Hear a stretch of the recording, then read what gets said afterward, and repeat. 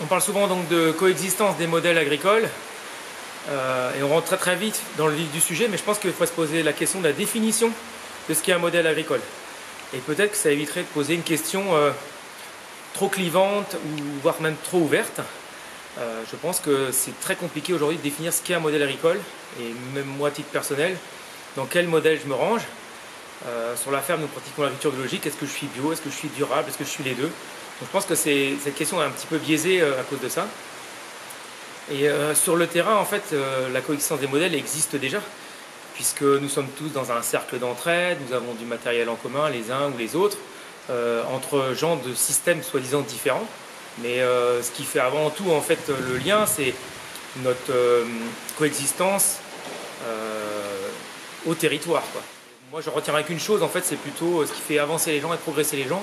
C'est avant tout, en fait, la coexistence, le lien social humain sur le terrain entre les agriculteurs. Pour moi, quand on parle de cohabitation des modèles, on parle de ma vie quotidienne parce que la façon que j'ai choisie moi pour produire, elle est différente de celle qu'utilisent mes voisins. Et donc, comme je n'ai fait que vivre pendant des dizaines d'années avec des voisins, il a bien fallu que je m'adapte et eux réciproquement qui s'adaptent à mes façons de faire et mes façons de voir.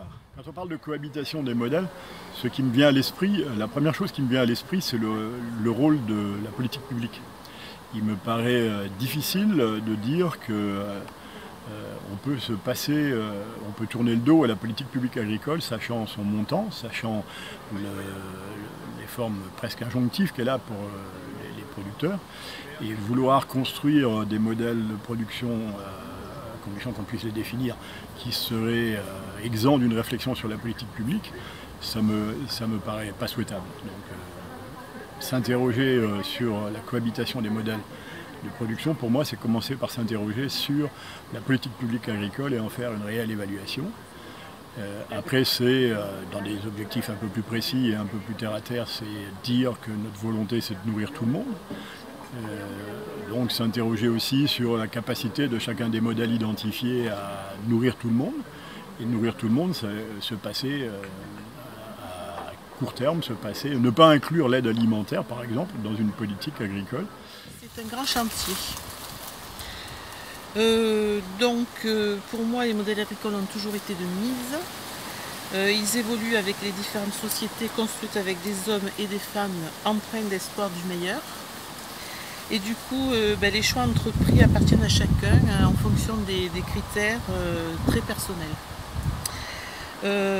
Du coup, ces modèles sont souvent différents et tant mieux, et insolites parfois, ce qui ne gâche pas mon plaisir de le dire comme ça, parce que d'être un petit peu insolite, c'est aussi intéressant dans une société parce qu'on aborde d'autres façons de faire, et forcément dans ces nouvelles façons de faire, on trouve des fois des choses très intéressantes.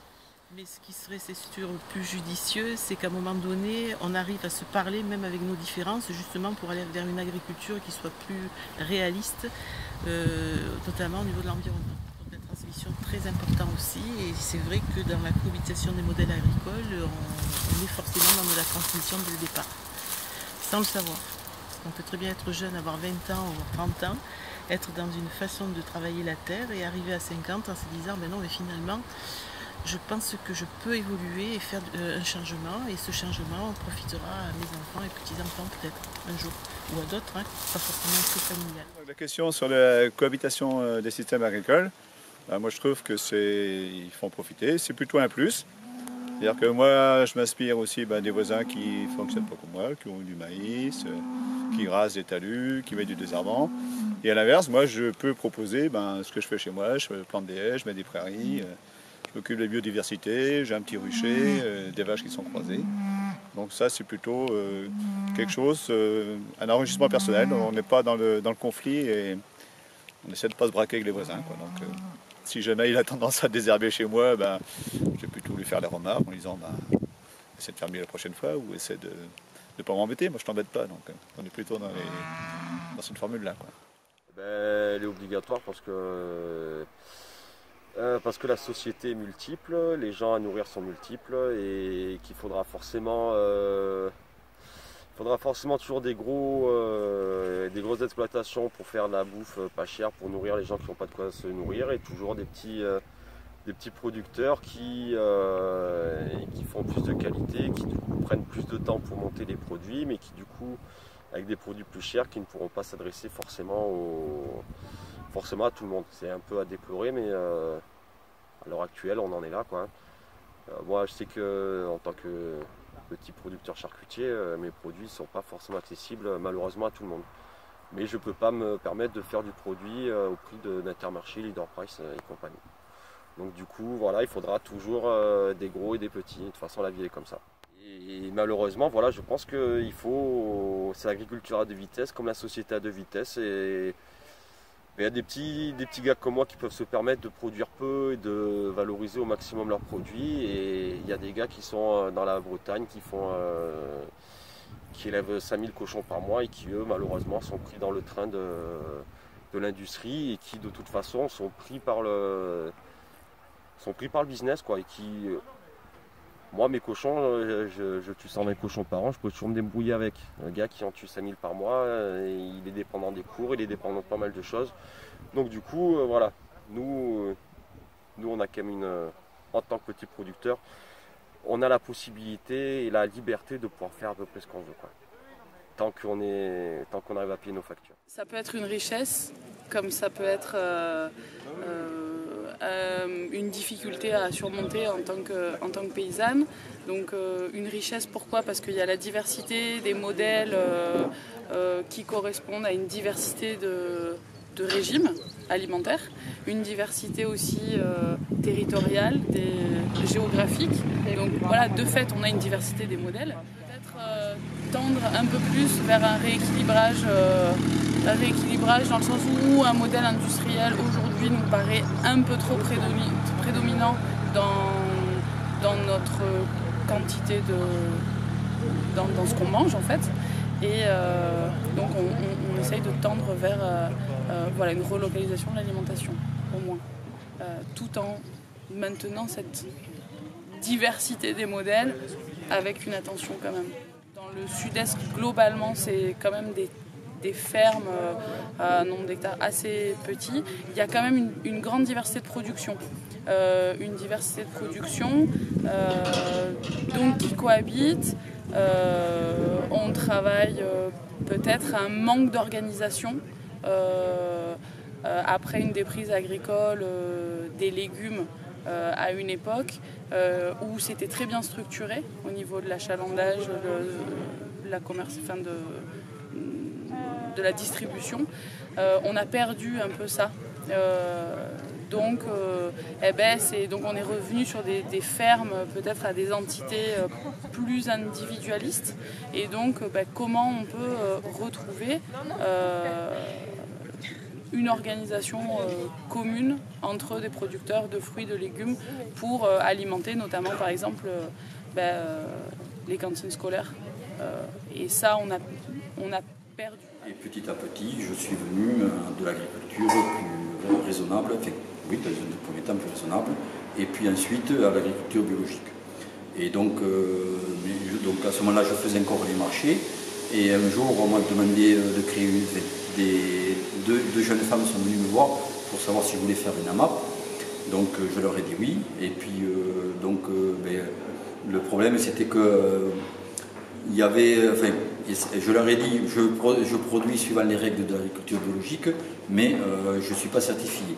Et puis, bon, il y avait un petit doute. Donc, du coup, j'ai dit, je vais me faire certifier. Et puis, donc, depuis, ça fait une dizaine d'années que je suis en agriculture biologique, certifié, patenté, j'ai tous mes vaccins. Les voisins qui sont conventionnels, c'est que, bon, chez nous, c'est des petites surfaces, mais bon, ils ont du matériel quand même assez conséquent. Ce qui fait que quelquefois, quand ils viennent traiter, s'ils désherbent par exemple, bon, un coup de vent d'autant et puis le produit, il y en a autant chez eux que chez moi, quoi. Dans ce que je vois actuellement, c'est que c'est assez difficile. C'est c'est une volonté des politiques, surtout pas faire trop de vagues. Mais dans la pratique, c'est quand même différent. Il y a une volonté claire d'imposer un modèle, tout toujours le même, le modèle dominant. Les autres, c'est gentil dans l'esprit des gens, dans l'esprit des politiques. Moins maintenant peut-être, parce ça bouge un peu, mais les lignes, elles sont quand même encore là. Au quotidien, c'est l'accès aux terres. C'est très difficile. C'est même, ne serait-ce que pour pouvoir échanger de la terre, pour pouvoir regrouper, c'est très difficile. C'est quasiment impossible d'ailleurs. Quotidien, non, je vois pas autre chose puisque j'ai pas de lien direct avec les autres modèles, hormis ça, quoi, puisque je fais de la vente directe, donc hormis ça. Là, c'est le regard. C'est pas seulement le regard des autres agriculteurs, c'est aussi le regard des gens tout autour, quoi. Tu travailles pas de la même manière, tes parcelles sont pas comme les autres, c'est-à-dire que à la limite si tu as de la lampe dedans, on va te regarder drôle parce que tu entretiens pas. Donc ça aussi c'est une difficulté pour avoir accès à la terre, quoi. C'est plein de choses comme ça. Et puis bon, le choix des animaux qui est pas le même, c'est de la bretonne pie noire au départ, quoique maintenant c'est plus entré dans les têtes. C'est aller faire de la vente directe, aller sur les marchés, faire de la vente directe, c'est quelque chose que les gens ont du mal à comprendre, quoi. Les autres paysans ont du mal à comprendre parce qu'ils ne l'ont pas fait. C'est des petites choses comme ça, quoi. Mais il faut pas s'en inquiéter, quoi. Au départ, c'est gênant. C'est certain qu'au départ, c'est gênant, mais après, faut se détacher complètement de ça et on fait son truc. Les modèles, ça serait pas seulement un modèle de production, mais aussi un modèle de société. Il y a les traditionnalistes d'un côté et puis les alternatives de l'autre. Donc le modèle traditionnel, c'est tous ceux qui sont en copé, avec des fermes pas très grandes, hein, ça va entre 10 et 20 hectares pour la plupart. Et la plupart des traditionnels, ils vont même nous dire que c'est eux qui nourrissent la vigne et que la vigne ne nourrit plus, mais ils continuent quand même dans leur modèle et à critiquer nos modèles alternatifs. Et à mettre des années à reconnaître qu'on est en train de réhabiliter le coin et de trouver d'innover dans les productions et de peut-être trouver nous des modes de vie qui nous permettent de vivre, même si c'est pas avec la belle maison qu'ils ont, parce qu'ils sont tous des belles maisons à une époque, ça leur a permis de les construire, et le 4x4, mais que c'est des modèles dans lesquels nous on est heureux. L'exemplarité est longue à faire son effet. Là, ça fait 15 ans moi, que je suis dans mon village et je commence à voir et à entendre que peut-être c'était pas complètement folklore mon projet. Le voisin m'a mis ses brebis à l'estive pendant 4 mois, il vit bien, mais il a bossé. Il vit bien, mais il a bossé, c'est vrai, mais bossé avec un objectif du bien vivre. Ce qui n'est pas tout à fait l'objectif qu'avaient les traditionnalistes qui, eux, faisaient comme leurs parents. Tout en constatant que ça ne marche plus, mais ils continuent à penser que c'est le modèle qu'il faut avoir. Donc c'est vrai que la cohabitation est longue et difficile et douloureuse, mais c'est un peu comme un couple qui aurait besoin de faire des concessions